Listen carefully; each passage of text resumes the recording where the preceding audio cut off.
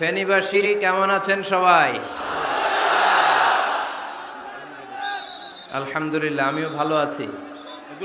এই লাইটগুলো অফ করতে হবে। একবার তো বন্ধ হয়েছিল, আবার চালু হইলো কেন? লাইটগুলো বন্ধ করে দাও। ব্যাস ব্যাস, মাশাআল্লাহ। দেখেছি, সবাইকে দেখেছি।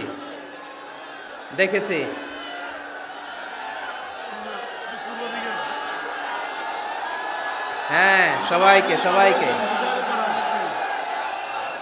মাশাআল্লাহ মাশাআল্লাহ। হ্যাঁ, দেখেছি। উহিব্বুকা ফিল্লাহ, Mizanur Rahman Azhari. We love you, Mizanur Rahman Azhari.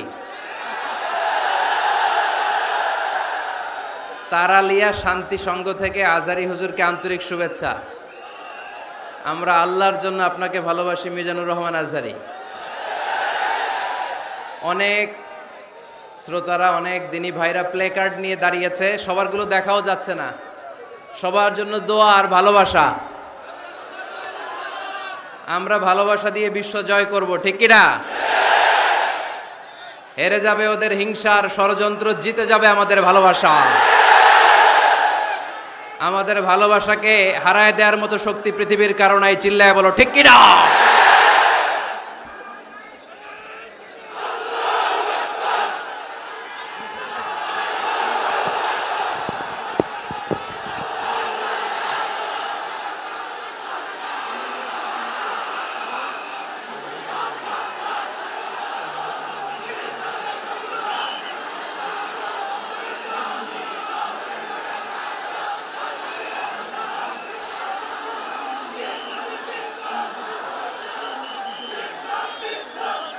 মাশাআল্লাহ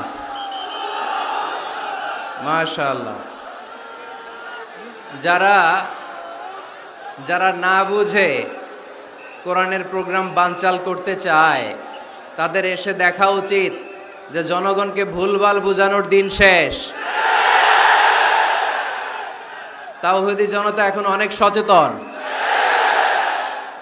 কোরআন প্রেমী তাওহীদি জনতা কোরআন আর সুন্নাহ এই দুইটাই বুঝে, এই দুইটা ছাড়া কিচ্ছু বোঝে না। এই জন্য কোরআন আছে যেখানে আমরা আছি, সুন্নাহ আছে যেখানে আমরা আছি, ইসলাম আছে যেখানে আমরা আছি। এই গণজোয়ার, এটা কোরআনের পক্ষের গণজোয়ার। এই গণজোয়ার, এটা ইসলামের পক্ষের গণজোয়ার, ঠিক কিনা? আজকে এই ময়দান থেকে বিরিয়ানির প্যাকেট দেয়া হবে? দুনিয়াবি কোনো স্বার্থ পাওয়া যাবে? একজনকে খুশি করতে এসেছি, চিল্লায় বলতে হবে তিনি কে? এজন্য গণজোয়ার আটকানো যায় না। আপনারা বানের পানি যখন ছুটতে শুরু করে দেখছেন আপনারা? ওইটারে আটকানো যায়? আটকাইতে গেলে পানি খালি বাড়তে থাকে, ফুলে ফেপে উপরে উঠতে থাকে। এক সময় যারা বাদ দিতে আসে এদেরকে সব ভেঙে মেসাকার করে দেয়। এজন্য যারা কোরআনের মাহফিলকে বানচাল করতে চায় এরা বোঝে নাই, না বুঝে এগুলো করেছে। আমরা তাদের জন্য দোয়া করি, কারণ আমাদের হৃদয়ে তাদের জন্য ভালোবাসা আছে না নাই? আজকে আসেন, আমাদের সাথে বসেন, দেখেন আমরা কোরআনের বিপক্ষে, আমার নবীর বিপক্ষে, আমার ইসলামের বিপক্ষে আমরা কোনো কথা বলি না, ঠিক কিনা? আমাদের এই পবিত্র মঞ্চগুলো থেকে কোরআনের পক্ষে কথা হয়। এই পবিত্র মঞ্চগুলো থেকে আমার নবীর শানের ব্যাপারে কথা হয়। এই পবিত্র মঞ্চগুলো থেকে ইসলামের পক্ষে কথা হয়। তো যেখানে ইসলামের কথা হয়, কোরআনের কথা হয়, বিশ্বনবী সাল্লাল্লাহু আলাইহি ইসলামের বায়োগ্রাফি নিয়ে কথা হয়, কোনো মুমিন ওই রকম বরকতময় মজলিস বন্ধ করতে পারে? আল্লাহ আমাদেরকে সহি সমঝ দান করুক, সহি বুঝ দান করুক। আমরা যেন সবসময় কোরআনের পক্ষে থাকতে পারি। আল্লাহ তুমি তৌফিক দাও। আজকের এই মাহফিলটাকে আল্লাহ তুমি আমাদের নাজাতের ওসিলা বানাও। আওয়াজ করে উত্তর দেন, সকল প্রশংসার মালিককে, সকল ক্ষমতার উৎসকে। কেউ যেটা পারে না পারে কে? কেউ যেটা দেখে না দেখে কে? কেউ যেটা শোনে না শোনে কে? সে আল্লাহর জন্য আওয়াজ করে আমরা পড়বো আলহামদুলিল্লাহ। সবাই পড়েন রব্বানা লাকাল হামদ হামদান কাসীরান তাইয়িবান মুবারাকান ফীহি ইয়া রাব্বি লাকাল হামদু কামা ইয়ানবাগি লিজালালি ওয়াজহিকা ওয়া আযীমি সুলতানিকা লাকাল হামদু বিল ঈমান লাকাল হামদু বিল ইসলাম লাকাল হামদু বিল কুরআন। আমরা প্রশংসা করলাম কার? সব সময় প্রশংসা করব কার? আমরা যেন মনিবের আমার রব্বে করিমের আল্লাহ রব্বুল ইজ্জা ওয়াল জালালের প্রশংসা যেন বেশি বেশি করতে পারে। আল্লাহ তুমি তৌফিক দাও। আর জোরে পড়েন আমিন। উত্তর কাশিমপুর মডেল দাখিল মাদ্রাসার উদ্যোগে আজকের এই বিশাল তাফসিরুল কোরআনের মাহফিল। মাদ্রাসাটা কোন দিকে? এই পাশেই। এটার আগে একটা ডেট হয়েছিল, ওই দিন আমরা আসতে পারি নাই। কয় তারিখে? ডিসেম্বরের 4 তারিখ। জি জি, আসার কথা ছিল, আমারও আসার খুব ইচ্ছা ছিল, কারণ ফেনীবাসীদেরকে আমি ভালোবাসি, ফেনীবাসীরা ভালোবাসে আমায়। তো আসার সুযোগ হয় নাই। কাদারাম মাকদুরা, মহাবিশ্ব সৃষ্টির 50,000 বছর আগে এই পৃথিবীতে কি ঘটবে তার সব লিপিবদ্ধ করে রেখেছেন কে? আল্লাহ। এখানে মিলন মেলা ঘটাবে আজকে, এটা কি 4 তারিখে করা সম্ভব না? তাকদীরে আমাদের জন্য আল্লাহ তাআলা আজকে রেখে দিয়েছেন, এজন্য আজকে আমরা একত্রিত হয়েছি। আলহামদুলিল্লাহ পড়েন। সময় সকাল 10টা থেকে দিয়ে রাখছেন, তো এদেরকে তো কষ্ট দিচ্ছেন আপনারা।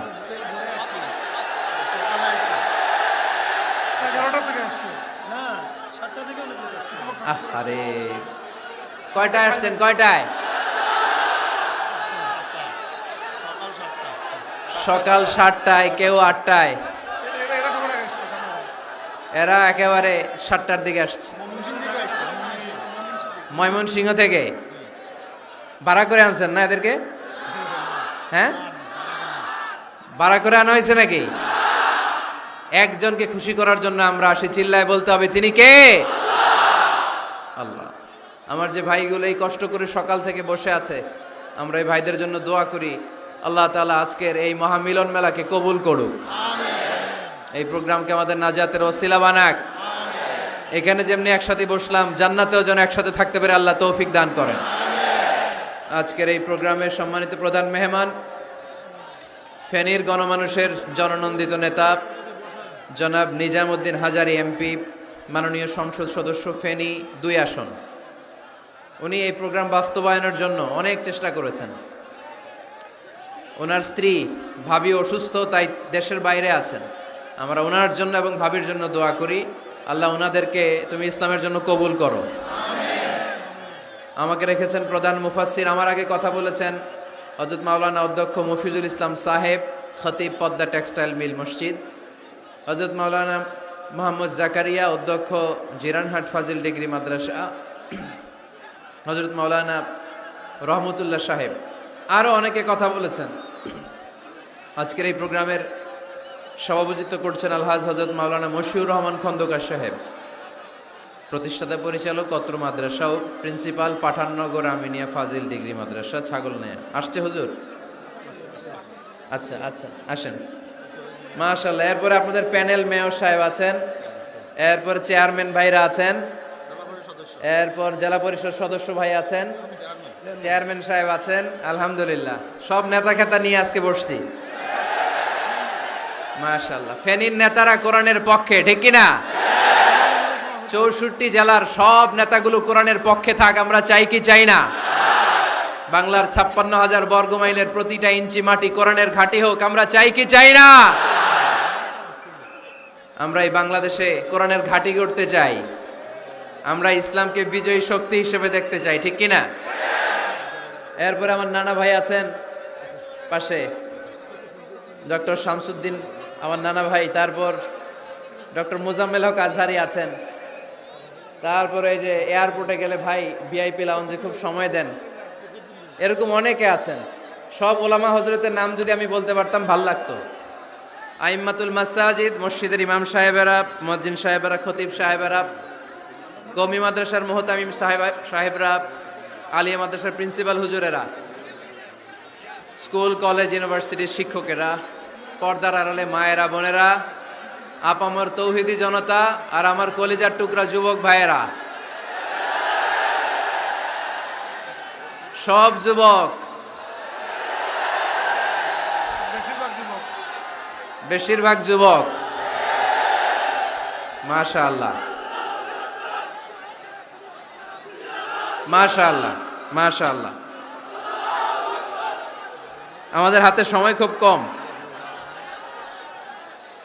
সামনে এশার আজান, এই আজানের আগ পর্যন্ত আমরা কিছু কথা শুনবো ইনশাল্লাহ। পড়েন, আওয়াজ করা যাবে না। এখন আমি আওয়াজ শুনতে পাচ্ছি, আওয়াজ করা যাবে না। দেখেছি, সবাইকে দেখেছি, মাশাআল্লাহ। হ্যাঁ দেখলাম, হ্যাঁ শুরুতেই হাত নাড়িয়ে শুভেচ্ছা জানিয়েছি, বারবার করা যাবে না। দেখলাম সবাইকে,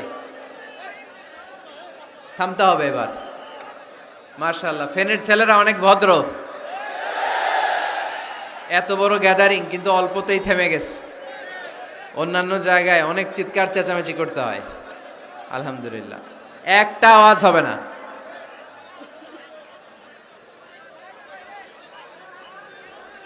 আমি বলেছি একটা আওয়াজ হবে না।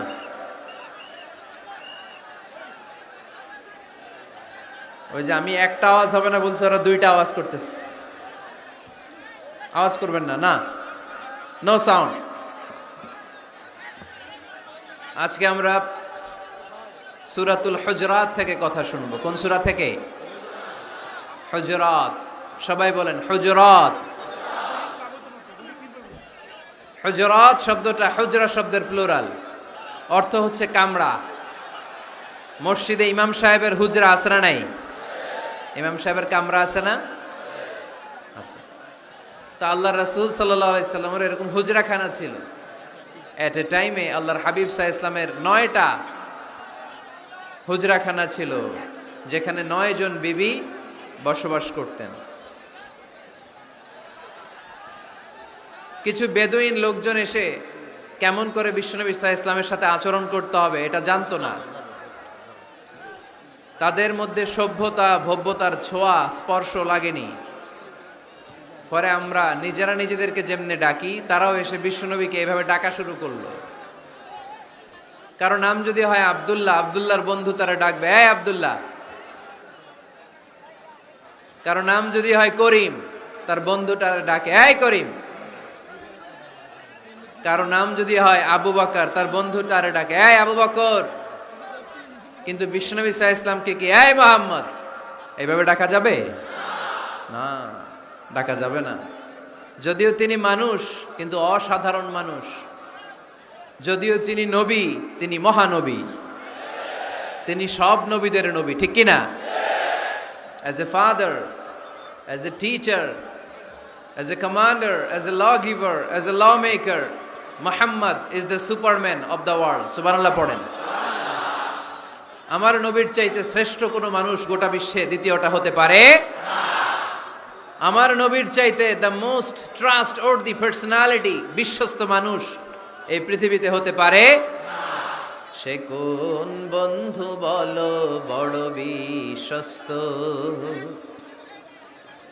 সে কোন বন্ধু বলো বেশি বিশ্বস্ত, কার কাছে মন খুলে দেয়া যায়, কার কাছে প্রাণ খুলে দেয়া যায়, হওয়া যায় অতি আশ্বস্ত, তার নাম আহমদ বড় বিশ্বস্ত। সুবহানাল্লাহ পড়েন। আল্লাহ শিখাতে চাইলেন এই বেদুইন লোকেরা সাবধান, যাকে তোমরা ডাকছো তিনি সাধারণ মানুষ নন। তাকে ইয়া মুহাম্মদ উখরুজ ইলাইনা, এই মুহাম্মদ এই ঘর থেকে বের হয়ে আসো, এমন করে বেয়াদবের মতো ডাকা যাবে না।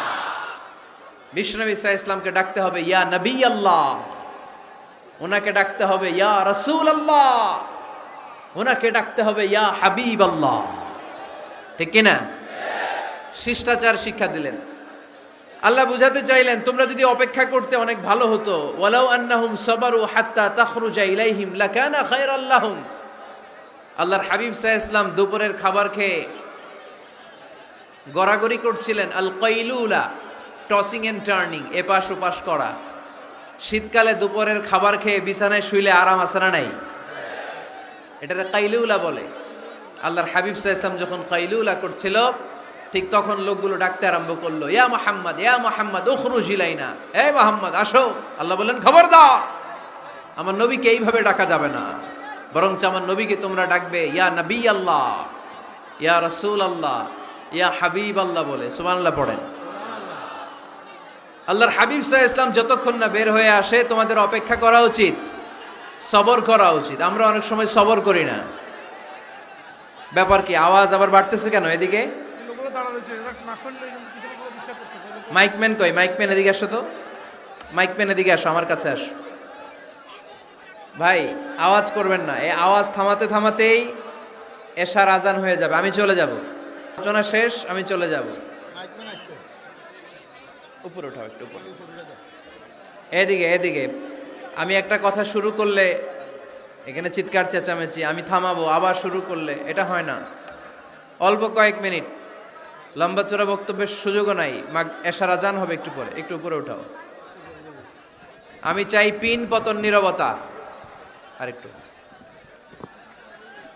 আরেকটু, ব্যাস। আবার তো নিচে নেমে যায়। আওয়াজ করো না, আওয়াজ করো না ভাই, আওয়াজ করো না।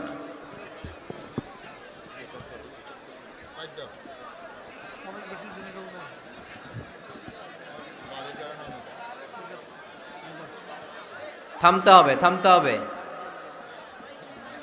একজনও কথা বলবে না, একজনও না, নট এ সিঙ্গেল পারসন। হ্যাঁ ঠিক আছে, আবার কথা বলে,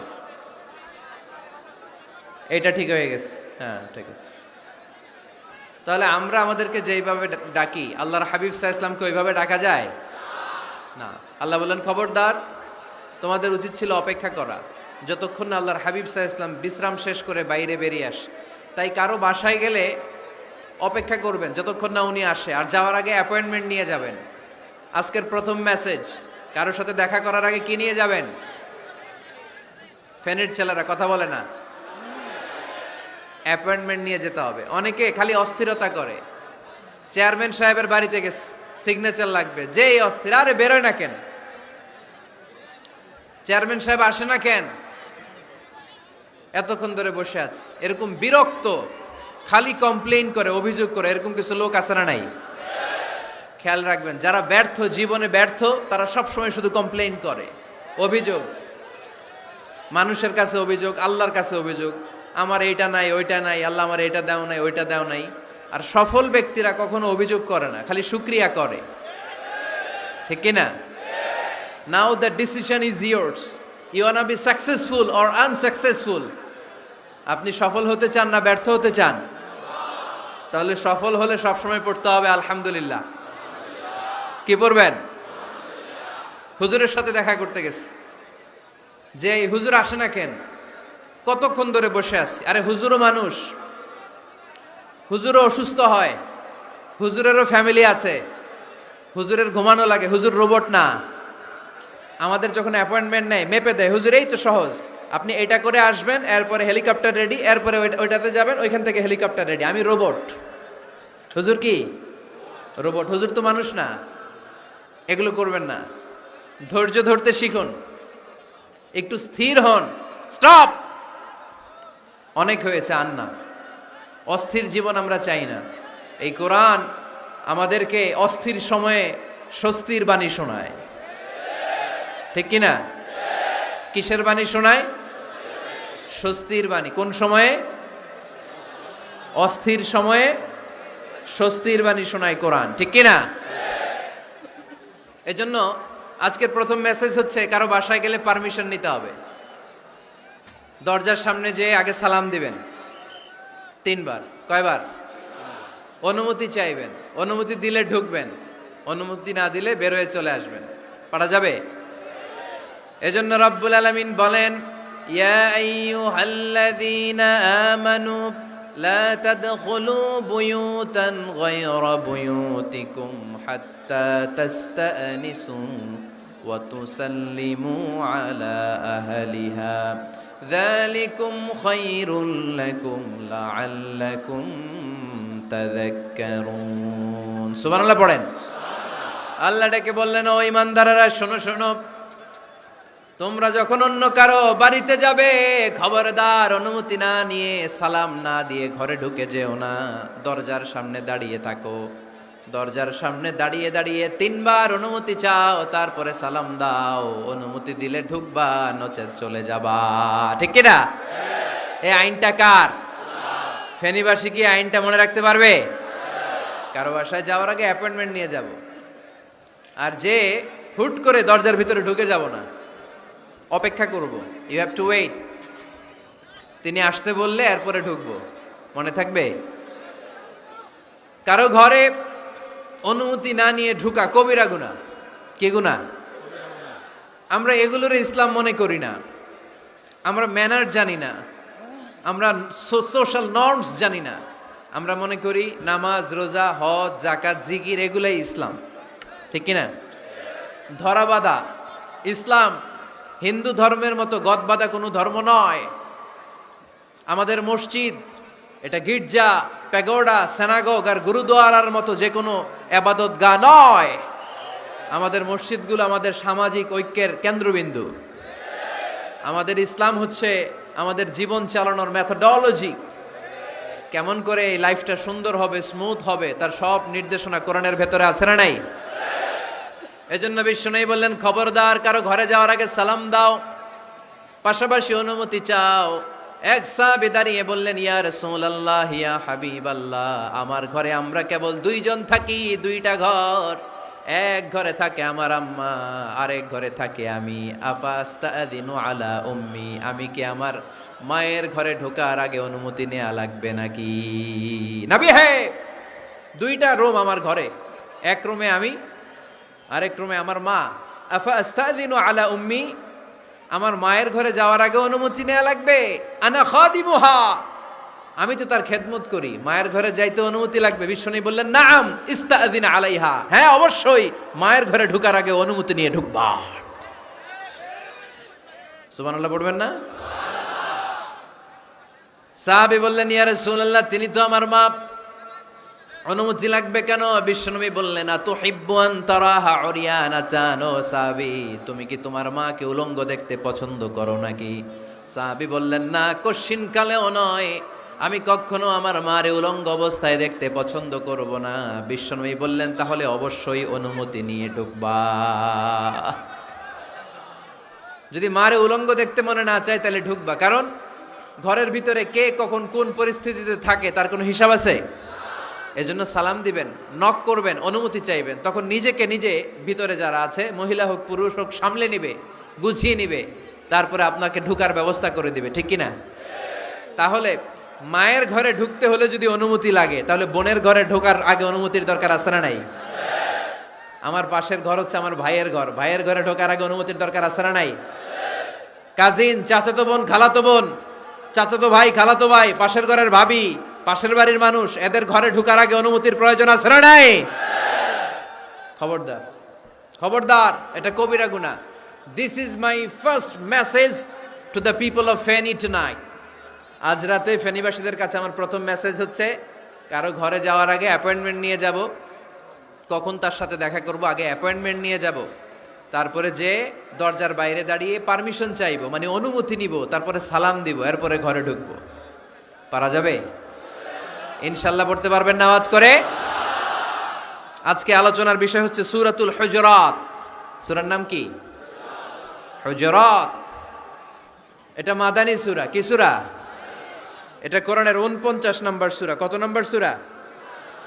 এই সূরায় মোট আয়াত আছে 18টি। কয়টি? এবার আমি প্রশ্ন করব, উত্তর দেন। এই সূরায় মোট আয়াত সংখ্যা কয়টি? 18টি। এটি কোরআনের কততম সূরা? 49তম সূরা। আর সূরাটা মাক্কি সূরা।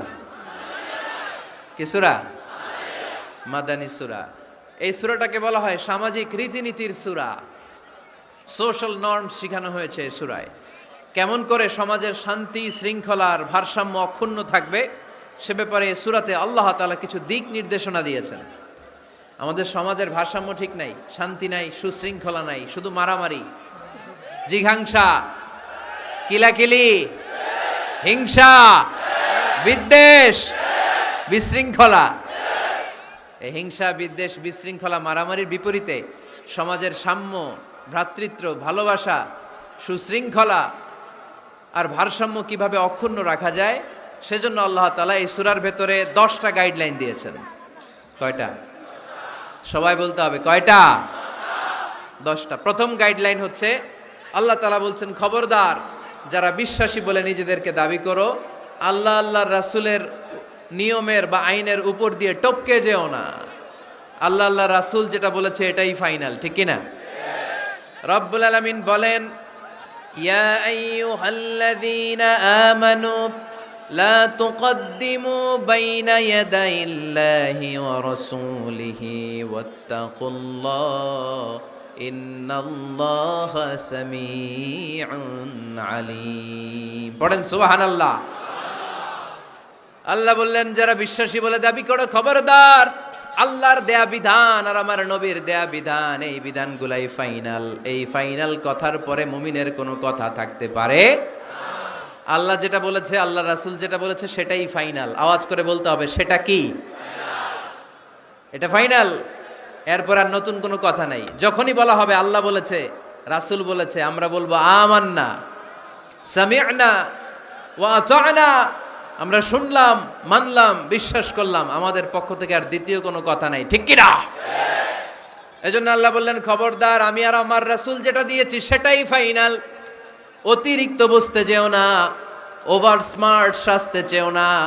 আমি আল্লাহর দেয়া নবীর দেয়া বিধানের সামনে অ্যাডভান্স হতে যেও না, কারণ আমি আল্লাহ আর আমার রাসূল যেই নিয়ম দিয়েছি সেটাই ফাইনাল, সেটাতেই বরকত। কোন মুমিন বান্দাবান্দীদের কাছে যখন আল্লাহ আর আল্লাহর রাসূলের কথা বলা হয় তাদের কাছে এটাই ফাইনাল, ঠিক কি না? ওমা কানা লিমুমিনিন ওয়ালা মুমিনাতিন ইযা খাদাল্লাহু ওয়া রাসূলুহু আমরান আইয়াকুনা লাহুমুল খিয়ারাতু মিন আমরিহিম।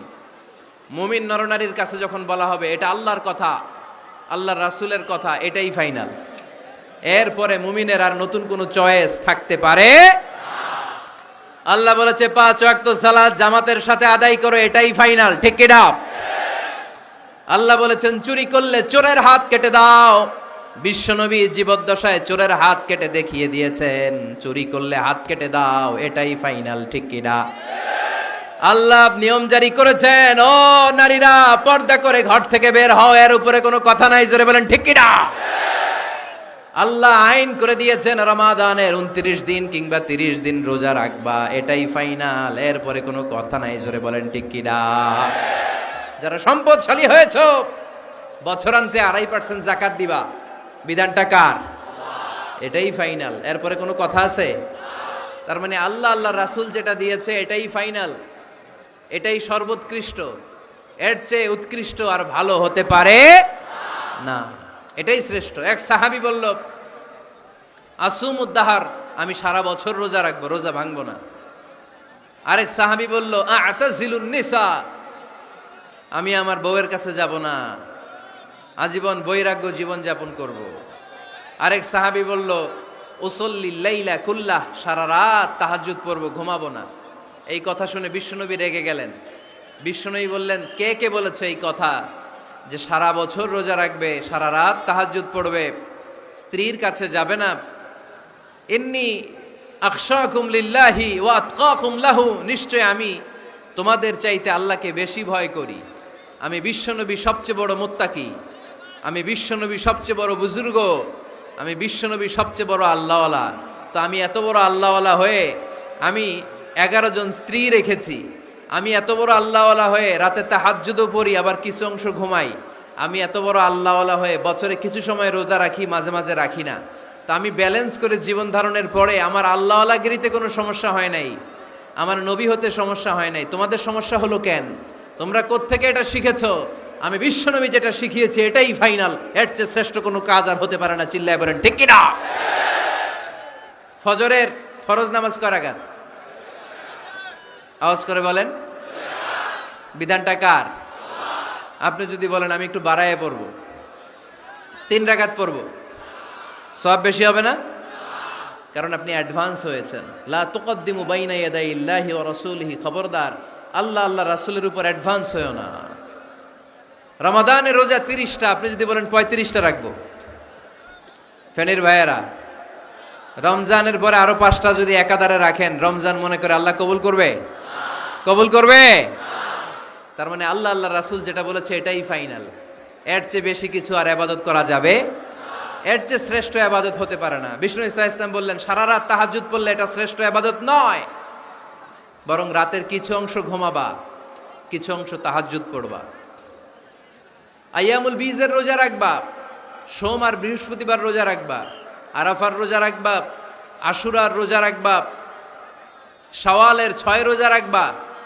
এর চেয়েও বেশি রাখতে চাইলে একদিন রোজা রাখবা, আরেকদিন রাখবা না, একদিন রাখবা, আরেকদিন রাখবা না। এর চেয়ে ভালো রোজার হতে পারে? হতে পারে না। আল্লাহর হাবিব সাল্লাল্লাহু আলাইহি ওয়াসাল্লাম বললেন সেই শ্রেষ্ঠ যে স্ত্রীদের সাথেও মেলামেশা করে আবার ইবাদতও করে। ইসলামের মধ্যে ভারসাম্য আছে না নাই? তাহলে বোঝা গেল আল্লাহর হাবিব সাল্লাল্লাহু আলাইহি ওয়াসাল্লাম আল্লাহর সবচেয়ে কাছের, তিনি সবচেয়ে বড় মুত্তাকি। ফেনীবাসী আওয়াজ করে বলেন তো, আমার নবীর চাইতে বড় মুত্তাকি হওয়া যাবে? আমার নবীর চাইতে বড় আল্লাহওয়ালা হওয়া যাবে? নামাজ কেমন করে পড়তে হয় এটা নবী শিখায় গিয়েছেন, এর চেয়ে বেশি কিছু করা যাবে? জিকির কেমন করে করতে হয় এটা বিশ্বনবী শিখিয়ে গিয়েছেন কি জান নাই? বিশ্বনবীর শিখানো পন্থার বাইরে নতুন পন্থায় জিকির করা যাবে? তাহলে আল্লাহ এবং আল্লাহ রাসূল যা শিখিয়েছে এটাই ফাইনাল। আল্লাহ আল্লাহ রাসূলের কথার উপরে আমরা দ্বিতীয় কোনো কথা বলতে চাই না। এটা হচ্ছে 1 নাম্বার গাইডলাইন। সমাজে যদি শান্তি আনতে চান এই গাইডলাইন মানতে হবে। বিশ্বাসীদের জন্য 2 নাম্বার গাইডলাইন হচ্ছে লা তারফাউ আসওয়াতাকুম ফাওকা সাউতিন নবী। খবরদার ওহে বিশ্বাসীরা, নবীর কণ্ঠের চাইতে যেন তোমাদের কণ্ঠ উঁচু হয়ে না যায়। আপনারা কথা শুনতেছেন? মনোযোগ আছে না গেছে? বনু তামিম গোত্রের নেতা কে হবে? আল্লাহর হাবিব সাল্লাল্লাহু আলাইহি ওয়াসাল্লাম পরামর্শ করছিলেন। সাইয়েদনা আবু বকর বললেন আমার মতামত হচ্ছে এই লোকটা নেতা হলে ভালো হয়, যোগ্য লোক। ওমরে ফারুক বললেন না, উনি না। আবু বকর যেটা বলেছে ওইটা না, আমার মনে হয় এই লোকটা নেতা হলে ভালো হয়। আবু বকর বললেন না ওমর তুমি বুঝো না, আমি যারে বলছি সে ভালো। ওমরে ফারুক বলে না আবু বকর, আমি যাকে বলেছি সে ভালো। এরকম মতামত দিতে দিতে, তর্ক করতে করতে বিশ্বনবীর গলার চাইতে সাহাবীদের গলার আওয়াজ বড় হয়ে গিয়েছে। আল্লাহ এটা আরশের উপর থেকে বরদাস্ত করে নাই। আল্লাহ বলেছেন খবরদার, লা তারফাউ আসওয়াতাকুম ফাওকা সাউতিন নবী, নবীর কণ্ঠের চাইতে তোমাদের কণ্ঠ যেন উঁচু হয়ে না যায়। আমার নবীকে আমি তোমাদের বন্ধু বানিয়েছি, তোমাদের কাছে রেখেছি, তার মানে এই নয় যা মন চায় তাই নবীর সাথে আচরণ করবা, ঠিক কিনা? কখনো যেন নবীর কণ্ঠের চাইতে কণ্ঠ উঁচু হয়ে না যায়। যদি নবীর গলার আওয়াজের চাইতে তোমাদের গলার আওয়াজ উঁচু হয়ে যায়, তোমাদের জীবনের সব নেক আমলগুলোকে আমি বাতিল করে দেব। আল্লাহ ধমক দিয়ে বললেন খবরদার, ইয়া আইয়ুহাল্লাযীনা আমানু লা তারফাউ আসওয়াতাকুম ফাওকা সাউতিন নবী ওয়ালা তাজহারু লাহু বিল কওলি কাজহারি বা'দিকুম লিবা'দিন আন তাহবাতা আ'মালুকুম ওয়া আনতুম লা তাশউরুন। পড়েন সুবহানাল্লাহ। আল্লাহ বললেন খবরদার, আমার নবীর কণ্ঠের চাইতে যেন তোমাদের কণ্ঠ উঁচু হয়ে না যায়। আমার হাবিবের কণ্ঠের চাইতে তোমাদের কণ্ঠ যদি উঁচু হয়ে যায় বেয়াদবি হয়ে যাবে, ফলে তোমাদের সব নেক আমল বাতিল করে দিবে কে? এই আয়াত নাজিল হওয়ার পরে সাহাবারা কেউ বিশ্বনবীর সামনে এসে বড় গলায় কথা বলে না, আস্তে আস্তে বলে। কেমনে বলে? ওমরে ফারুক এই আয়াত শুনে এত ভয় পেলেন, তিনি বিশ্বনবীর কাছে কোনো কথা নিয়ে আসলে ফিস ফিস করে বলতেন। বিশ্বনবী শুনতে পেতেন না, বলতেন এই ওমর কি বলছো, বুঝি নাই, জোরে বলো। ওমরে ফারুক সাউন্ড বাড়িয়ে জোরে বলতেন। বিশ্বনবী বলতেন এই কি বলেছো, এদিকে আসো, জোরে বলো। আমি শুনতে পাচ্ছি না ওমর, আরো জোরে বলো। ওমরে ফারুক আবার একটু সাউন্ড বাড়িয়ে আবার বলতে আরম্ভ করতেন। বিশ্বনবী বলতেন আমি শুনতে পাচ্ছি না, জোরে বলো। সুবহানাল্লাহ পড়েন। ভয়ে, আন তাহবাতা আমালুকুম ওয়া আনতুম লা তাশউরুন।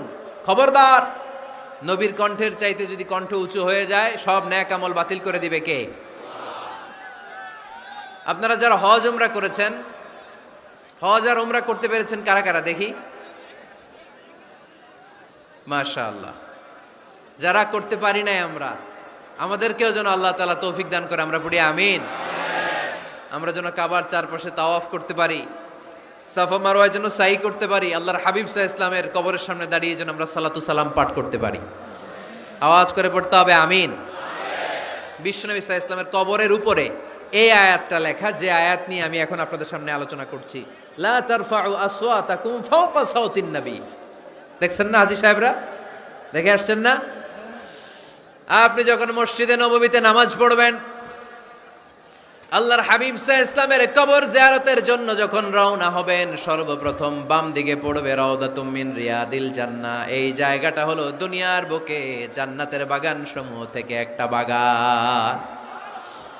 আপনি হাঁটতে থাকবেন, হাঁটতে হাঁটতে রাউজাতুম মিন রিয়াদিল জান্নাহ পার হওয়ার পরে বাম দিকে পড়বে বিশ্বনবীর কবর। বিশ্বনবীর কবরের সামনে দাঁড়িয়ে কোনো উম্মত সহ্য করতে পারে নাকি? ধৈর্য ধারণ করতে পারে নাকি?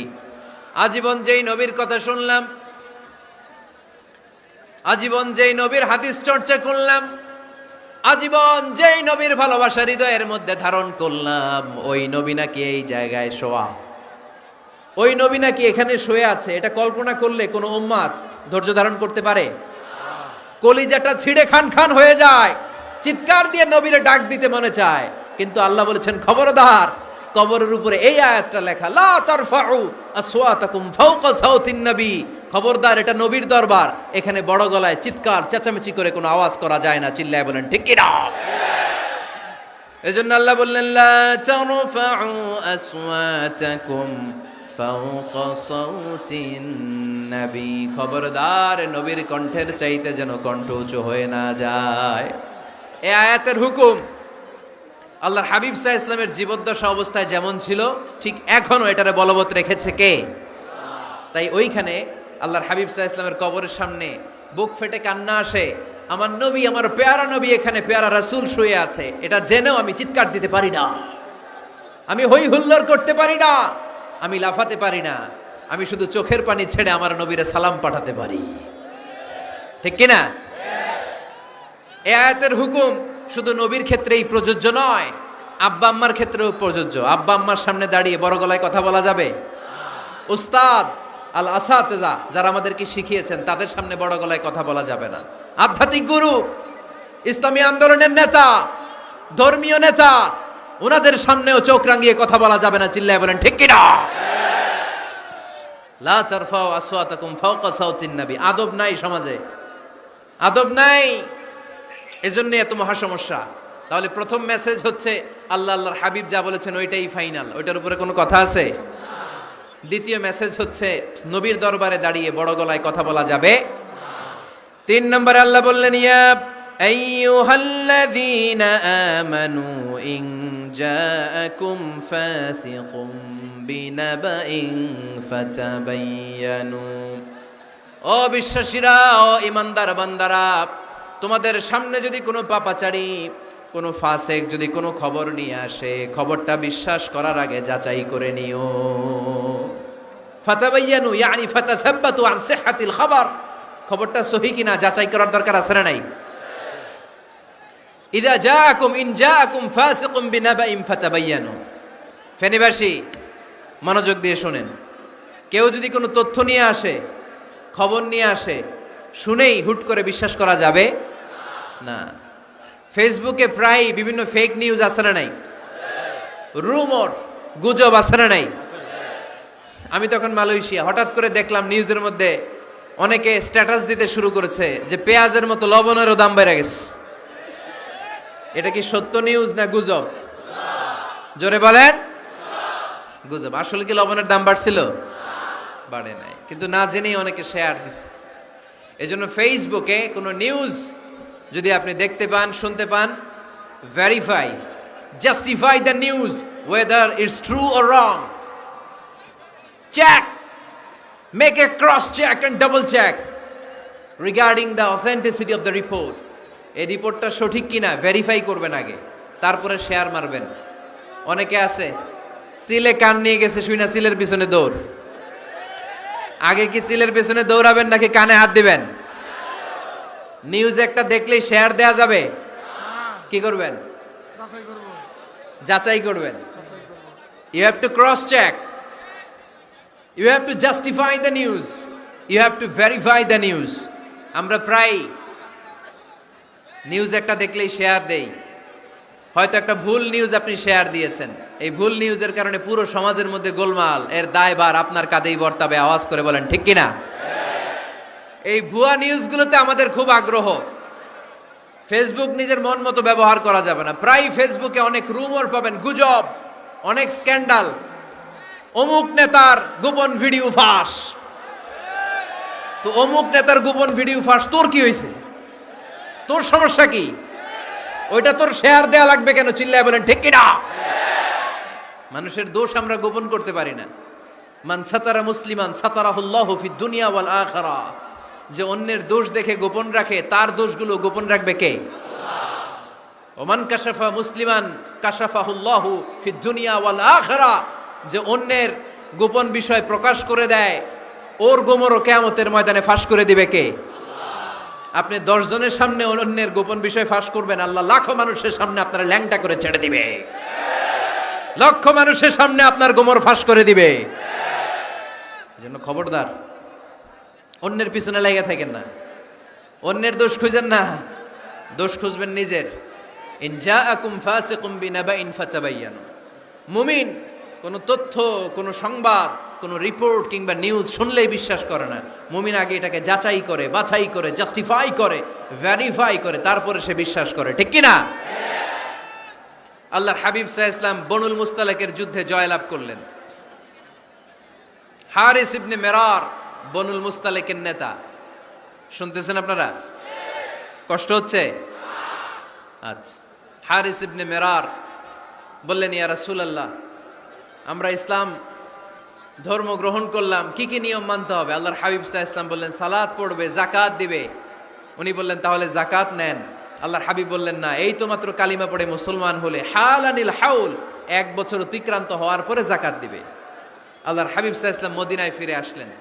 1 বছর পর আল ওয়ালিদ ইবনে উকবাহ রাদিয়াল্লাহু তাআলা আনহুকে পাঠালেন, যাও বনুল মুস্তালিকের 1 বছর পূর্ণ হয়েছে, যাকাতের সম্পদ নিয়ে আস।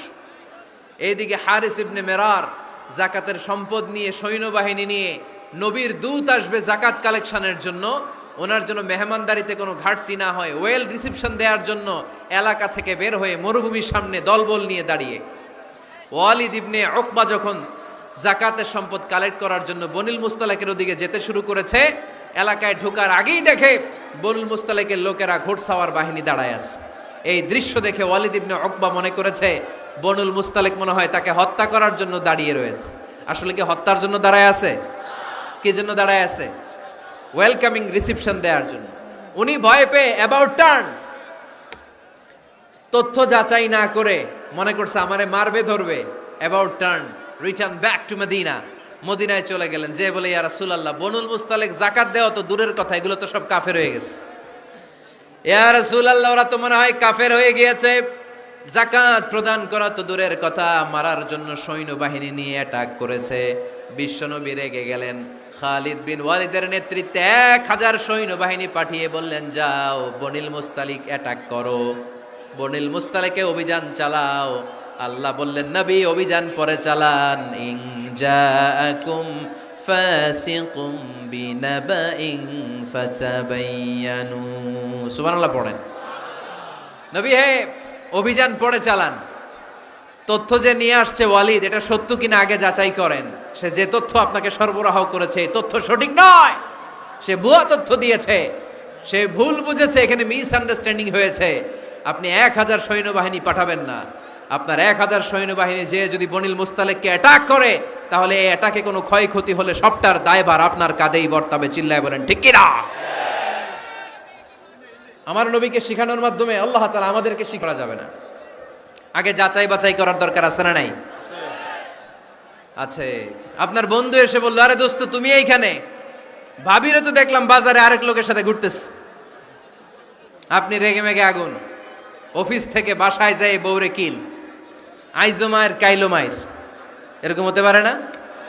আপনার বন্ধু হয়তো আপনার ওয়াইফের মতো আরেকজন মহিলাকে দেখেছে, এটা হতে পারে কি পারে না? আপনার ওয়াইফকে জিজ্ঞেস করেন নাই, ক্রস চেক করেন নাই, না করে আপনি ঝগড়া মারামারি শুরু করে দিয়েছেন। এই ছোট্ট ঝগড়া থেকে বিচ্ছেদের দিকে, ডিভোর্সের দিকেও যেতে পারে, এরকম আছে না নাই? এরকম অনেক বুড়ি বুড়ি কেস আমাদের কাছে আছে।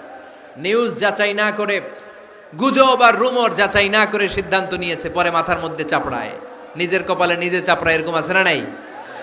তাহলে আল্লাহ তাআলার দেয়া 3 নাম্বার গাইডলাইন হচ্ছে, কোনো তথ্য শুনেই বিশ্বাস করা যাবে না, আগে যাচাই করতে হবে। আওয়াজ করে বলেন, আগে কি করতে হবে? যাচাই করতে হবে। যাচাই বাছাই ছাড়া আজ থেকে ফেসবুকে আমরা আর কোনো নিউজ শেয়ার দিব? দিবেন? মনে থাকবে? আরে এগুলাই তো জরুরি ওয়াজ। কবরের ওয়াজ তো অনেক শুনছি, জান্নাত জাহান্নামের ভয় আর জান্নাতের নাজ নেয়ামত তো অনেক শুনেছি। সমাজটারে শান্তিপূর্ণ ভারসাম্যপূর্ণ করার দরকার আছে না নাই? খবর শুনে আমরা বিশ্বাস করি, যাচাই না করে আমরা বলে বেড়াই না।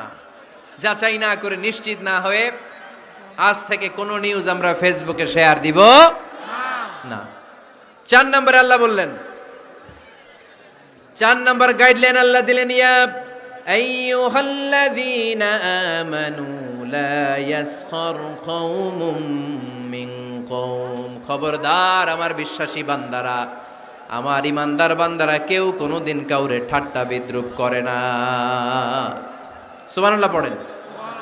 মুমিন বান্দা কাউকে ঠাট্টা করতে পারে, বিদ্রুপ করতে পারে না।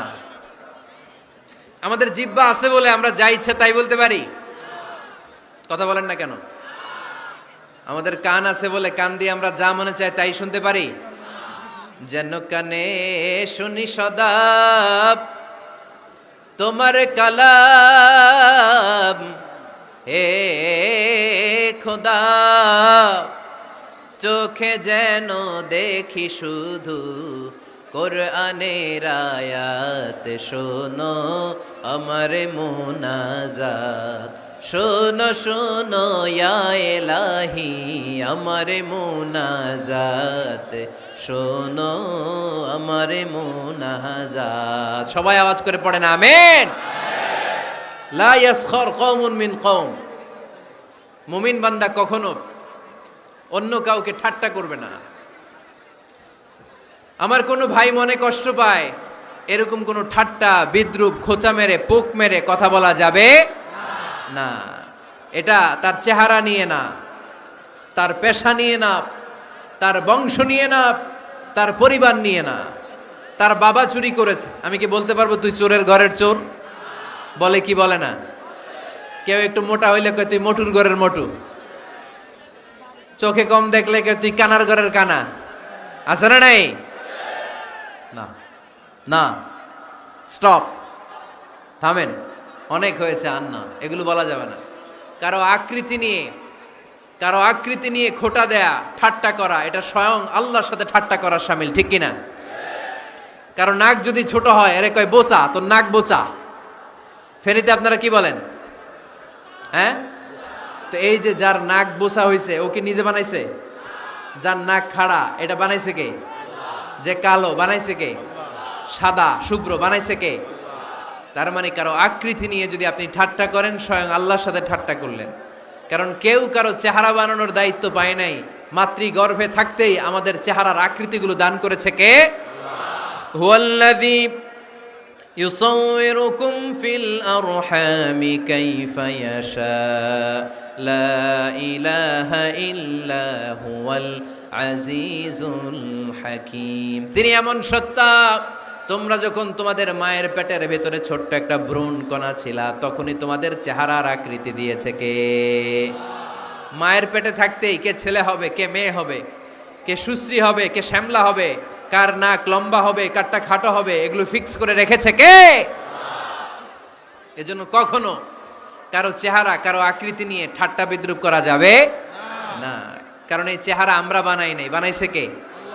প্রত্যেককে যদি আল্লাহ তাআলা প্রত্যেকের নিজের চেহারা ডিজাইন দেওয়ার সুযোগ দিত, তাহলে আমরা আমাদের চেহারা কি এরকম বানাইতাম? কি করতাম?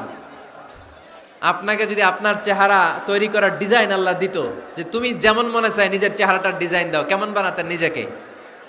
কথা বলেন, কয়েকজন বলেন না? হ্যাঁ, সবচাইতে সুন্দর, সবচাইতে সুন্দর করে আমি আমার অবয়বটাকে তৈরি করতাম। কোন নারীকে যদি তার চেহারার ডিজাইন তৈরি করার সুযোগ আল্লাহ দিতেন, সে নারী তাকে বিশ্ব সুন্দরী করে তৈরি করত। ঠিক কিনা?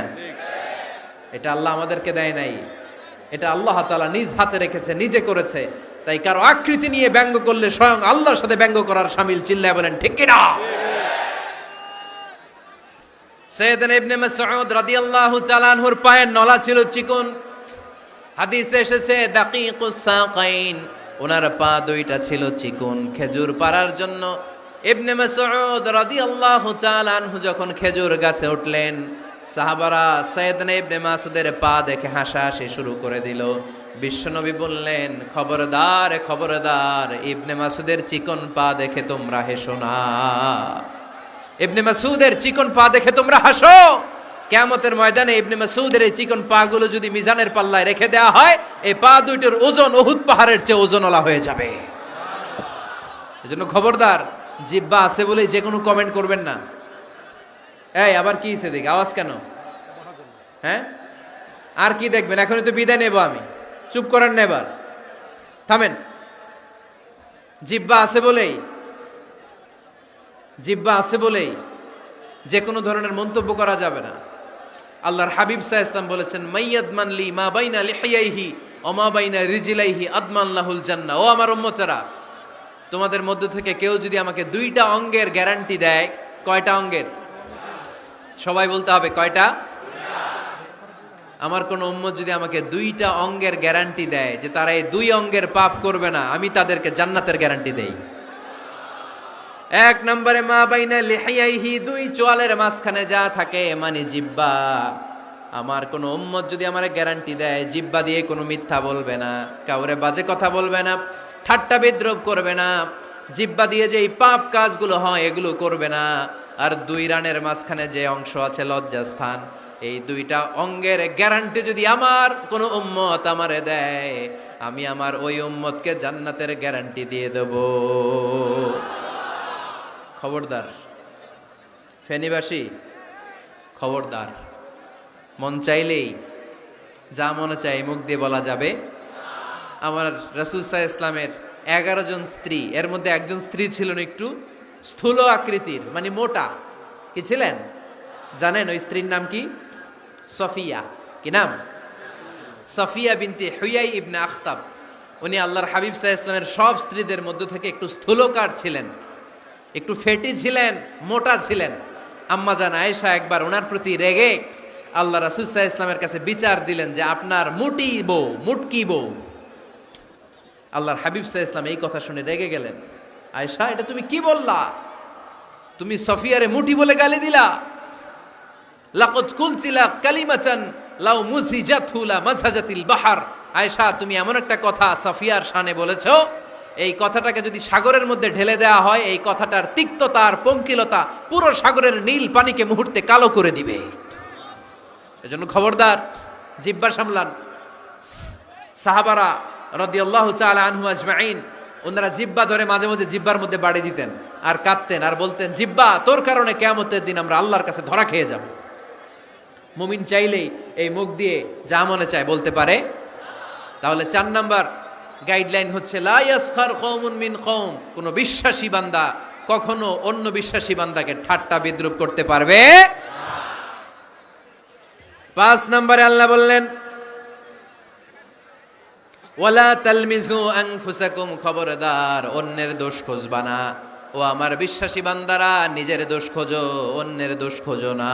দেখেন, সমাজটারে শান্তিপূর্ণ বানানোর জন্য আল্লাহর পক্ষ থেকে কি সুন্দর মোরাল এন্ড এথিক্যাল ইনস্ট্রাকশনস, কি চমৎকার গাইডলাইন। অন্যকে ঠাট্টা করো না। ওয়ালা তালমিজু আনফুসাকুম, নেভার ডিফেম ইচ আদার, একে অপরের দোষ খোঁজো না, নিজের দোষ খোঁজো। কার দোষ খুঁজবেন? আরো জোরে বলতে হবে, কার দোষ খুঁজবেন? অন্যের দোষ খোঁজা যাবে? কিছু লোক আছে দেখবেন সারা দিন চায়ের দোকানে বসে এই বাড়িতে এই সমস্যা, ওই বাড়িতে এই সমস্যা, ওই বাড়িতে এই সমস্যা। তোর বাড়িতে কি সমস্যা? কিছু লোক আছে এই হুজুরের এইটা খারাপ, এই হুজুরের ওইটা ভালো না, এইটা খারাপ, এইটা সমস্যা, এটা সমস্যা। তোর কি সমস্যা? তোর সমস্যা তুই খুঁজে বের কর, নিজের সমস্যা খুঁজে বের কর। যে নিজে নিজের সমালোচনা করতে পারে সেই সর্বাপেক্ষা বুদ্ধিমান। এজন্য খবরদার আমার কলিজার টুকরা যুবক ভাইয়েরা, কখনো কাউকে ব্যঙ্গ করে, বিদ্রূপ করে, ছোট করে কোনো মন্তব্য করা যাবে না। কখনো অন্যের দোষ খোঁজা যাবে না। দোষ আমরা খুঁজবো, নিজের দোষ, ঠিক কিনা? দোষ আমরা খুঁজবো, কার দোষ? চিল্লায় বলতে হবে, কার দোষ? নিজের দোষ খুঁজতে হবে। যারা নিচু মনের মানুষ, এরা মানুষের দোষ নিয়ে কথা বলে। Small people talk about people, average people talk about things and stories, and great people talk about ideas. যারা নিচু মনের মানুষ, এরা মানুষের দোষ নিয়ে কথা বলে। যারা মাঝারি ধরনের মানুষ, এরা এলাকার ঘটনা বিভিন্ন বিষয় নিয়ে কথা বলে। আর যারা বড় মনের মানুষ, এরা আইডিয়া নিয়ে কথা বলে। তারা তাদের আইডিয়াকে কাজে লাগিয়ে সমাজটারে পাল্টে দিতে চায়। যুগ জামানা পাল্টে দিতে চাই না অনেকজন, এক মানুষই আনতে পারে জাতির জাগরণ। এক মানুষই বিপদকালে বাঁচায় কাফেলায়, ক্ষুদ্র ডিঙ্গি বাঁচায় জাহাজ অসীম দরিয়ায়। এজন্য নিজেকে শুধরাতে হবে। ওয়ালা তালমিজু আনফুসাকুম, অন্যের দোষ খোঁজো না, নিজের দোষ খোঁজো। তাহলে ফেনীবাসীরা, এই হোক আমাদের স্লোগান, আমরা নিজেদের দোষ খুঁজবো বেশি, অন্য কারো দোষ কখনো খুঁজবো। আপনি নিজে ঠিক হয়ে যান, দুনিয়া এমনি ঠিক হয়ে যাবে। নিজে ঠিক তো দুনিয়া ঠিক। নিজেকে শুধরান। অন্যের দোষ দেখে তো আমার লাভ নাই। ও কি করছে এটা ও জবাব দিবে, আমি কি করেছি আল্লাহর সুপ্রিম কোর্টের কাঠগড়ায় সেদিন আমাকে জবাব দিতে হবে। চিল্লায় বলো ঠিক কিনা? এজন্যে অন্যের দোষ যেন আমরা না খুঁজি, নিজেকে যেন পরিবর্তন করি। পরিবর্তন করতে রাজি আছি তো সবাই? পরিবর্তনের অগ্রনায়ক হতে রাজি আছি তো সবাই? সিদ্ধান্ত নিতে হবে, শক্ত সিদ্ধান্ত। দাঁড়াতে হবে, সৈনিকের মতো দাঁড়াতে হবে, ঠিক কিনা? আধারে ভয় পেও না, আলো আছে আড়ালে, অন্ধকার পালিয়ে যাবে তুমি উঠে দাঁড়ালে। নিজেকে দাঁড়াতে হবে, নিজের সাথে নিজের শক্ত বোঝাপড়া করতে হবে। অন্যের দোষ খোঁজার সময় আমাদের নাই। চিল্লায় বলো ঠিক কিনা? দোষ খোঁজা যাবে না, নিজের দোষ নিজের আমরা খুঁজবো। বসেন বসেন। কে ঢুকছে এখানে? হ্যাঁ, কারেন্টে শক করছে। সাপ সাপ আওয়াজ শুনতে আসে।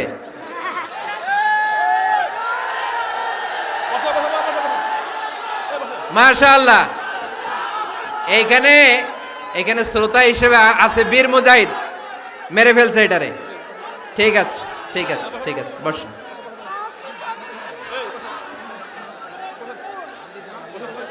এখনো কথা বাকি, বসেন। একটা আওয়াজ হবে না, একটা আওয়াজ হবে না। আবার আওয়াজ হয় এখানে।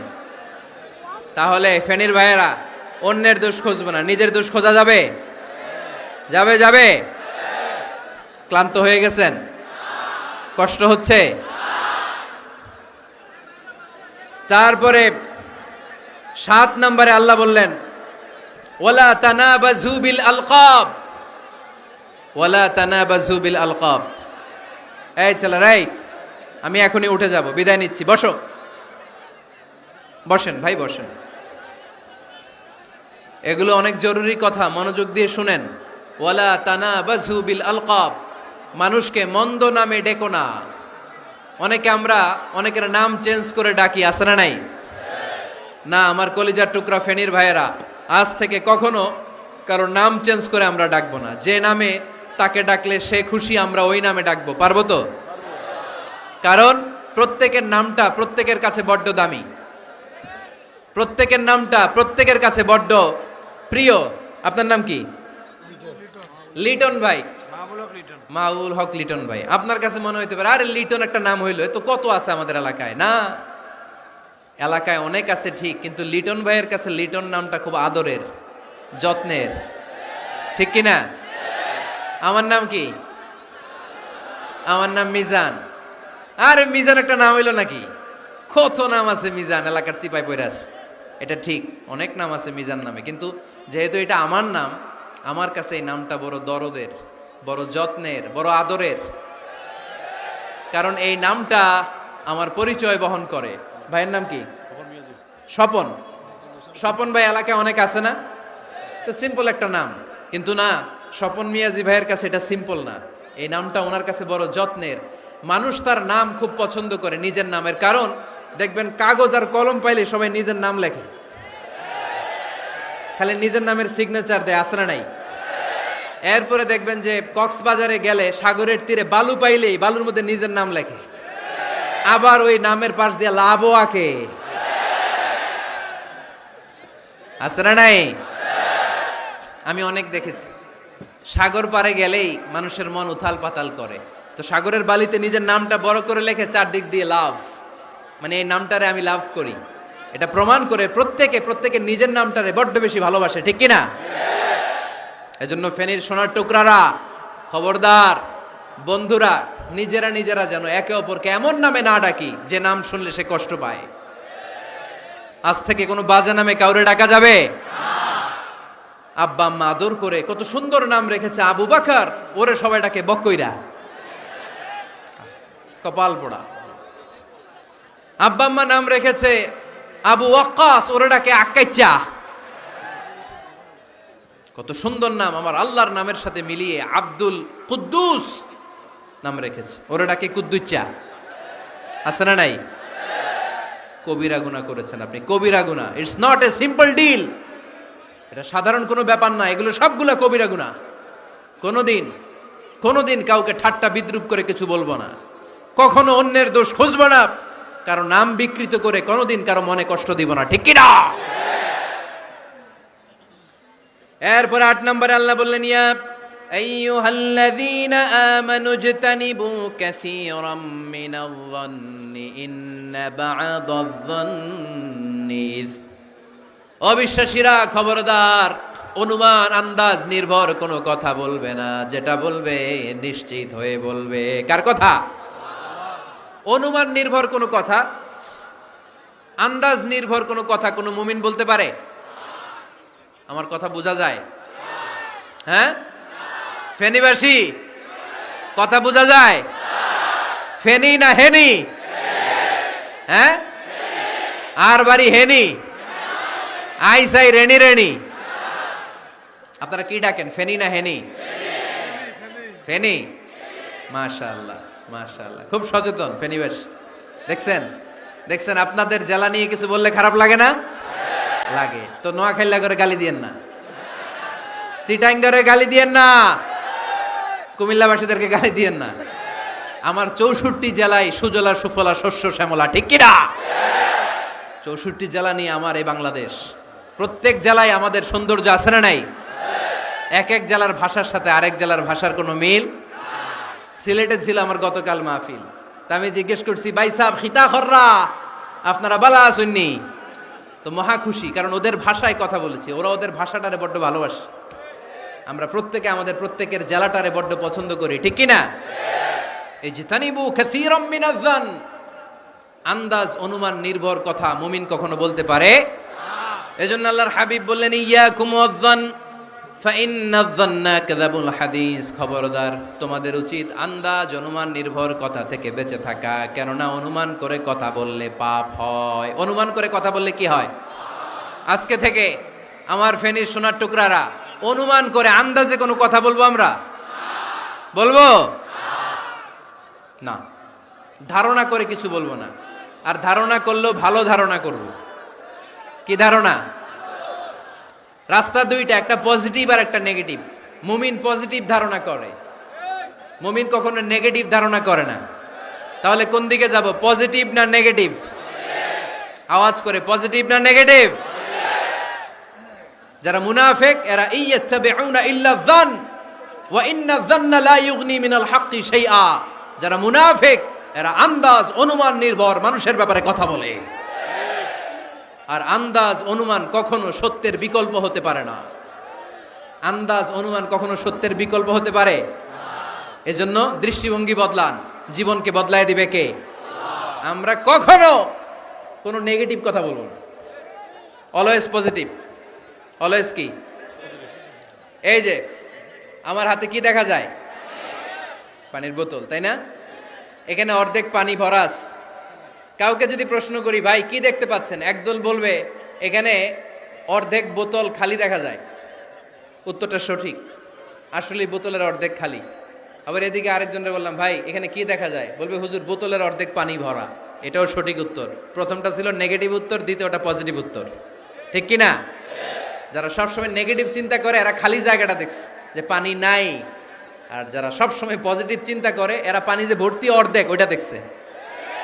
আমরা নেগেটিভের দিকে যাব না, মুসলমান থাকবে সব সময় always positive, come back positive, not go back negative. চিল্লায় বলতে হবে ঠিক কি না? কখনো আন্দাজ অনুমান নির্ভর আমরা কিছু বলবো না। 9 নাম্বার, একেবারে শেষের দিকে চলে আসছে। 9 নাম্বার আল্লাহ বললেন খবরদার, ওয়ালা তাজাসসু, গোয়েন্দাগিরি করো না। গোয়েন্দাগিরি করা হারাম। গভর্নমেন্ট যে গোয়েন্দা বিভাগ রেখেছে এটা না, এটা দেশের আইন শৃঙ্খলা বজায় রাখার জন্য এটা জরুরি। আল্লাহর হাবিব সাল্লাল্লাহু আলাইহি ওয়াসাল্লামেরও নিজস্ব গোয়েন্দা ছিল, কিন্তু আমরা যে নিজেরা গোয়েন্দাগিরি করি এটারে হারাম ঘোষণা করেছে কে? অনেকে আছে দেখবেন জানলা একটা খোলা থাকলে উকি মারে। আলহামদুলিল্লাহ ফেনীতে এগুলা নাই।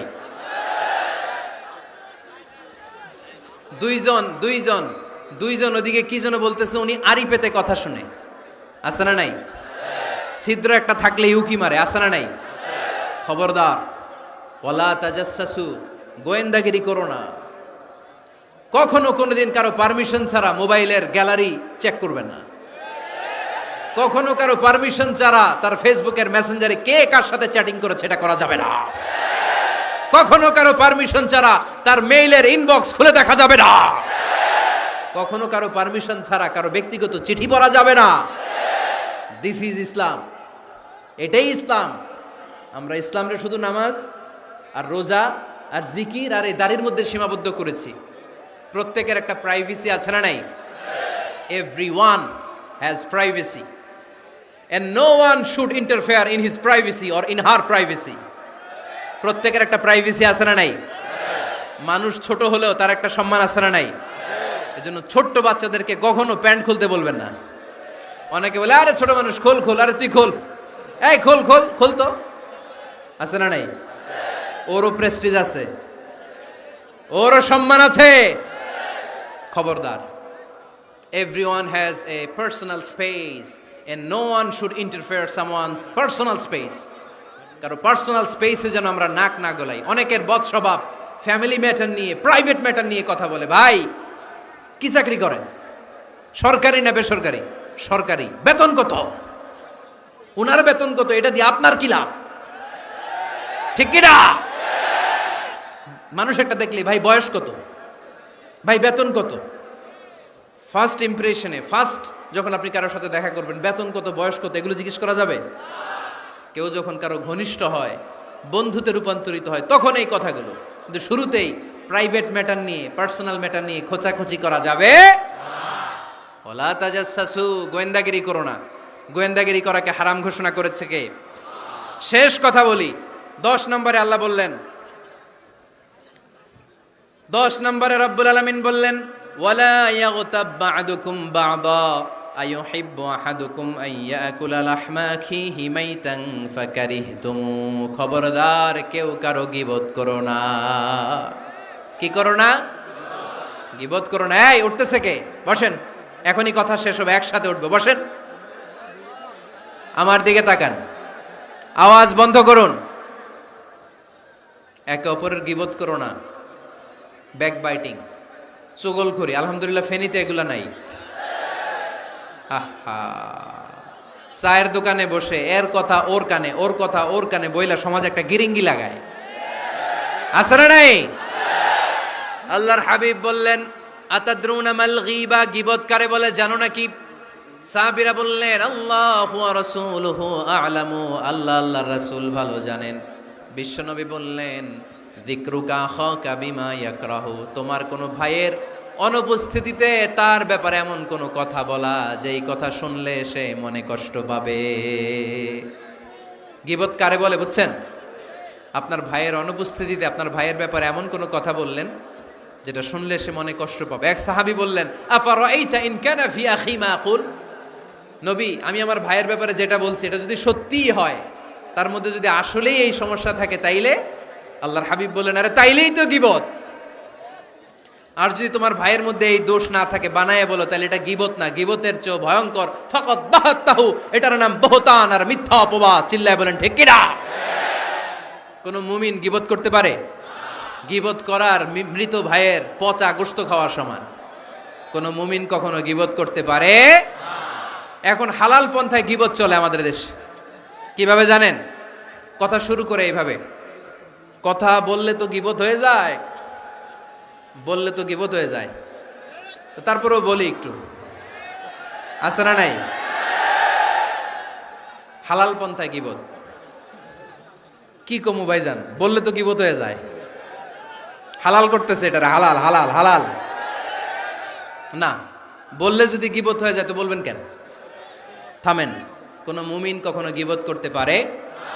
মেরাজের রাতে আল্লাহর হাবিব সাল্লাল্লাহু আলাইহি ওয়াসাল্লাম দেখলেন কিছু লোক লাহুম আযফারুন মিন নুহাস, তামার আগুন দিয়ে নখ বানানো, নখর ধারালো, ইয়াখদাশুনা বিহি উজুহাহুম ওয়া সুদুরাহুম, তারা তাদের নখ দিয়ে জাহান্নামে নিজের গালের গোশতগুলো, বুকের গোশতগুলো ছিঁড়ে ছিঁড়ে খাচ্ছে, আর তাদের ব্যথা যন্ত্রণা দেখে পুরো জাহান্নামের অন্য লোকরা থারথার করে কাঁপছে।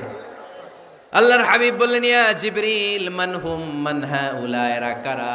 সাইয়েদনা জিবরিল বললেন হুম আহলুল গীবাতি মিন উম্মাতিক, এরা আপনার উম্মতের মধ্যে চায়ের দোকানে বসে বসে যারা গীবত করেছিল তারা। এজন্য কোন মুমিন গীবত করতে পারবে না। অন্যের গীবত আমরা করব না, দোষ খুঁজলে নিজের দোষ খুঁজবো। এই 10টা গাইডলাইন এই ফেনী জেলায় যদি কালকে থেকে ইমপ্লিমেন্ট হয়, আপনাদের কি মনে হয় ফেনীর কোনো এলাকাতে, কোনো থানাতে মারামারি, বিশৃঙ্খলা এগুলো থাকবে? থাকবে? সব শেষে আল্লাহ তাআলা আমাদেরকে ঐক্যবদ্ধ হওয়ার কথা বললেন। আল্লাহ 5 বার বিশ্বাসীদেরকে ডাক দিলেন, 6ষ্ঠবারে আল্লাহ দুনিয়ার সবাইরে ডাক দিলেন, আস্তিক নাস্তিক হিন্দু বৌদ্ধ এদেরকে ডেকে আল্লাহ শেষ করলেন। শেষ কথা শুনতে মনে চায়? এতক্ষণ আল্লাহ বলছে ইয়া আইয়ুহাল্লাযীনা আমানু, এর মানে কি? ওহে ঈমানদারগণ। এবার আল্লাহ ডাক দিছে ইয়া আইয়ুহান নাস, এবার আল্লাহ কি বলে ডাক দিছে? আওয়াজ করে বলতে হবে, কি বলে? এবার আল্লাহ বললেন ইয়া আইয়ুহান নাস ইন্না খালাকনাকুম মিন যাকারিন ওয়া উনসা ওয়া জাআলনাকুম শুউবান ওয়া ক্বাবাইলা লিতাআরাফু ইন্না আকরামাকুম ইনদাল্লাহি আতকাকুম। পড়েন সুবহানাল্লাহ। আল্লাহ ডেকে বললেন ইন্না খালাকনাকুম মিন যাকারিন ওয়া উনসা, ও বিশ্বাসীরা, এটা বলে ডাকে নাই, ও মানব সকল, নিশ্চয় আমি তোমাদেরকে এক নারী আর এক পুরুষ থেকে তৈরি করেছি। ওই পুরুষের নাম কি? ফেনীবাসী আওয়াজ করে বলেন আদম আলাইহিস সালাম। আর ওই নারীটার নাম কি? এই দুইজন থেকে গোটা পৃথিবী। তার মানে আসলে আমরা সব এক। আসলে কি? সব এক। নাস্তিকও আমার ভাই, হিন্দুও আমার ভাই, বৌদ্ধ খ্রিস্টানটাও আমার ভাই। ভ্রাতৃত্ব 3 ধরনের। একটা হচ্ছে মায়ের পেটের ভাই, এটাকে আরবিতে বলে আল উখুয়া আন নাসাবিয়্যা, মায়ের পেটের ভাই, উনি আমার মায়ের পেটের ভাই। আরেকটা আছে আল উখুয়া দ্বীনিয়া, দ্বীনি ভাই। এই যে আমরা সবাই এখানে একে অপরের কি ভাই? দ্বীনি ভাই। 3 নম্বরে হচ্ছে আল উখুয়া আল ইনসানিয়া, মানবতার দিক থেকে ভাই। সে দৃষ্টিকোণ থেকে হিন্দু আমার ভাই, বৌদ্ধ আমার ভাই, কারণ সেও মানুষ আমিও মানুষ। আমাদের সবার বাবার নাম কি? কথা কয় না? আদম আলাইহিস সালাম। সবার মায়ের নাম কি? দেখছেন, আমরা সবাই এক, সবাই এক। বিভেদের প্রাচীর আর বৃত্ত আমরা বানিয়েছি। ইসলাম ধর্ম, বর্ণ, জাতীয়তাবাদ এগুলোর বাইরে যে এক বিশাল ব্রড মাইন্ডেড রিলিজিয়ন, যেখানে আলাদা আলাদা বৃত্ত টানে নাই, আমরা ধর্ম, বর্ণ, ভাষা, জাতীয়তা এগুলোকে সামনে এনে আলাদা আলাদা পরিচয়ের বৃত্ত বানিয়েছি।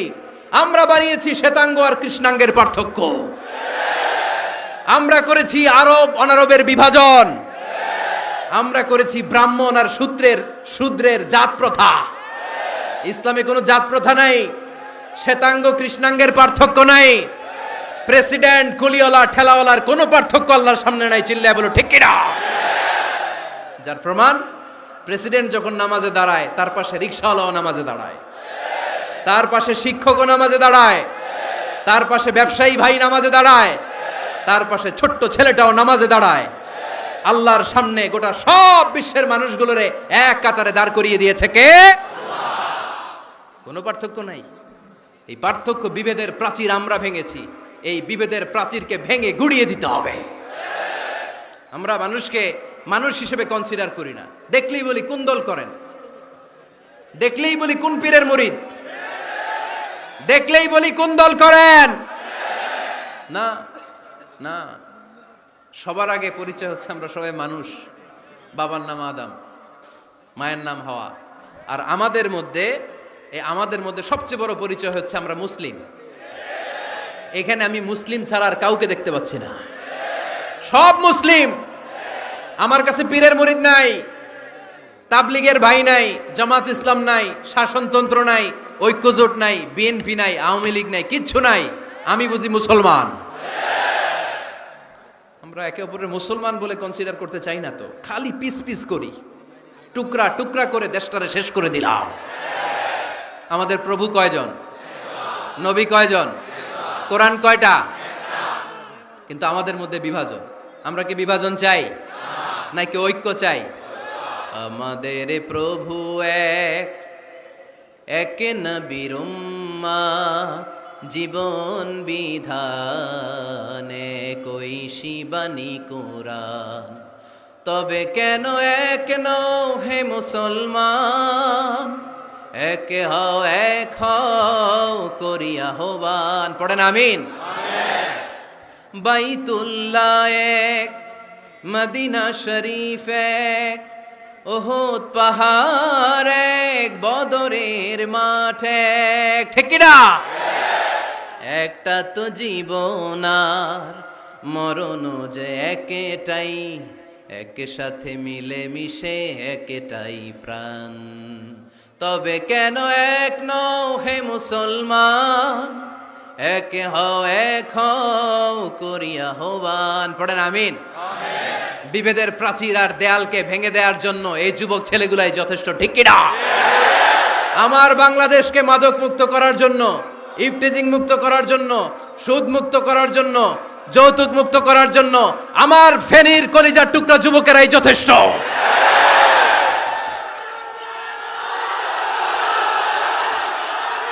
অনেক নারী আছে পিছনে, হাজার হাজার নারী, একজন হিন্দু মুসলমানের অনেক নারী আছে, হাজার হাজার পিছনে, সবাই আছে।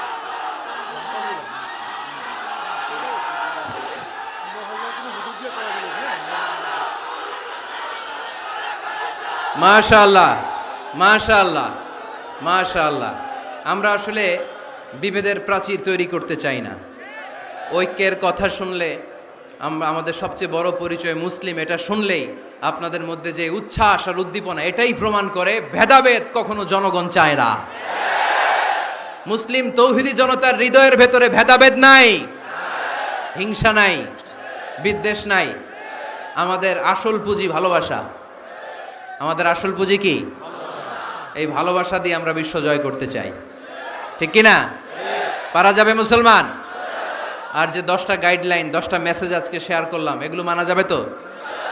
অনেক বোনেরা এসেছে, আমার বোনেরা, আমি তো দেখতে পাচ্ছি একেবারে ওই রাস্তা পর্যন্ত, এইদিকে অনেক পেছন পর্যন্ত, এদিকে অনেক ভাইরা।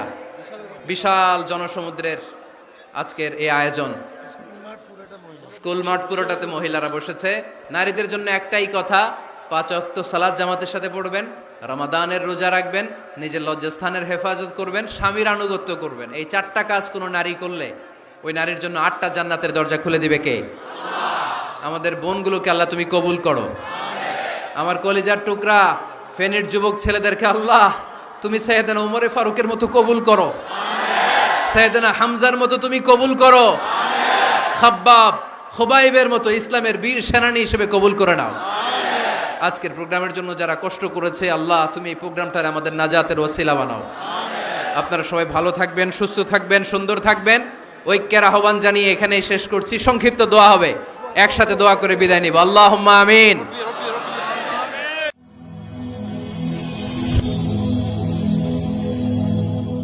Rose TV 24.